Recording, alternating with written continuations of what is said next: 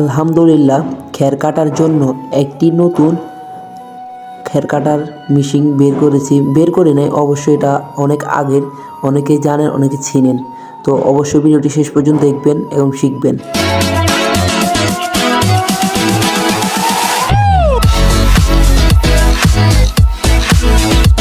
আসসালামু আলাইকুম, আশা করি সবাই ভালো আছেন।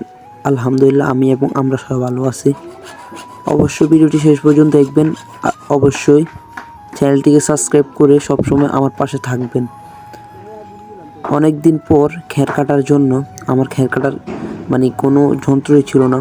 তো অনেক আগের একটা যন্ত্র পেয়েছি, ঘরের ভিতরে, বাসার ভিতরে যাইকন, ওইখান থেকে একটা এটা এনে ঠিক করছি।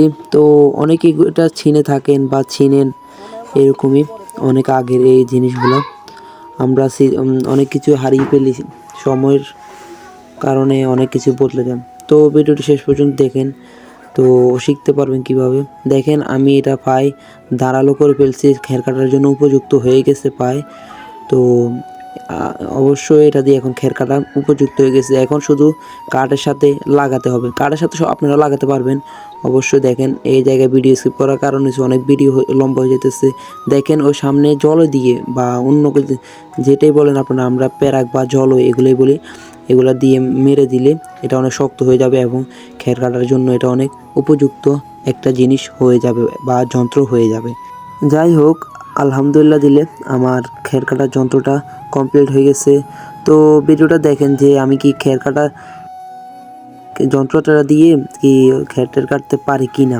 তো দেখতে পারতেছেন, খ্যার অনেক ভালোই কাটা যায়। দেওয়ার সাথে সাথেই খ্যার মাশাআল্লাহ দিলে ভালোই কাটা গেছে। তো আশা করি সবাই আমার সবসময় আলহামদুলিল্লাহ এগুলোর সাথে সবসময় থাকবেন এবং অবশ্যই চ্যানেলটিকে সাবস্ক্রাইব করে এবং একটি লাইক করে দিবেন, অবশ্যই ভুলবেন না। অনেক কষ্ট করে ভিডিও বানাই, তবু যদি আপনারা এরকম করেন তাহলে তো হয় না। তো সবসময় থাকবেন।